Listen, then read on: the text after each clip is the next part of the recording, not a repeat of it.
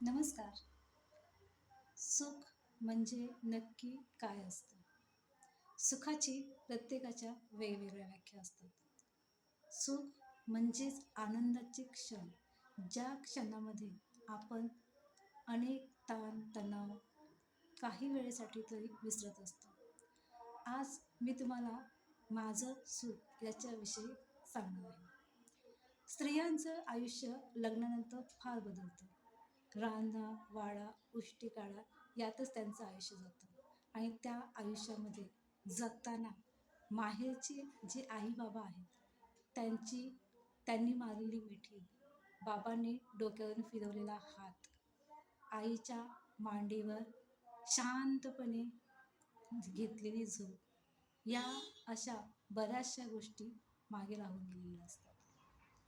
आणि याची जाणीव मला माझे बाबा गेल्यानंतर प्रकर्षाने जाणवली, की ते आता पुन्हा कधीच भेटणार नाही. त्यांचा आवाज मला कधीच ऐकता येणार नाही. त्यांचं डोक्यावर फिरवलेला हात आता पुन्हा कधीच फिरणार नव्हता. पण मग मी मनाशी ठरवलं, बाबा नाही, पण आई तरी आहे ना. त्यानंतर मी महिन्यातून एकदा आईसाठी वेळ काढायचं ठरवलं. त्या दिवशी मी भले 1 तास असो, आईला जाऊन आवर्जून भेट घेते. आपल्या बायकांचं कसं असतं, माहेरी उद्या जाऊ, नंतर जाऊ आणि राहून जातं. अशा वेळी जे अनुभव असतात, जे सुख असतं, ते आपण बरंचसं गमावतो.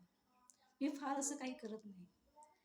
आणि जे आपले आई-बाबा असतात, त्यांना त्यांच्याशी 2 शब्द प्रेमाने बोललं, त्यांना डोळे भरून पाहिलं, की त्यांना खूप बरं वाटतं. आणि ही लोकं निस्वार्थपणे आपल्यावर प्रेम करणारी असतात.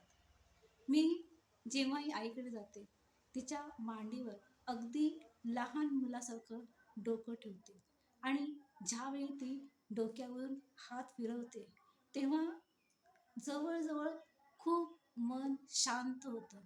जे गजबजलेले विचार असतात, जे ताण-तणाव असतात, ते हळू-हळू काही क्षणासाठी तरी निघून जातात.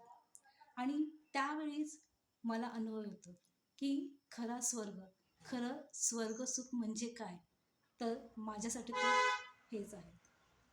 अनेकांच्या घरात असे स्वर्गीय, जे स्वर्गात राहणारी जी माणसं असतात, त्यांना समजा. स्वर्ग म्हणजे फक्त अप्सराच असं नव्हे. जोपर्यंत ते आहेत आई-बाबा, तोपर्यंत त्यांची काळजी घ्या. मंदिरातील देव कधीच तुमच्या डोक्यावरून हात फिरवू शकणार नाही. त्याचप्रमाणे तुमच्या पाठीवर शाबासकी देखील देऊ शकणार नाही. पण हे काम आपले आई-बाबाच करू शकतात. त्यासाठी आई-बाबांसाठी वेळ काढा. त्यांना भेटा आणि नाहीच जमलं तर फोनवर तरी त्यांच्याशी बोलत जा. धन्यवाद.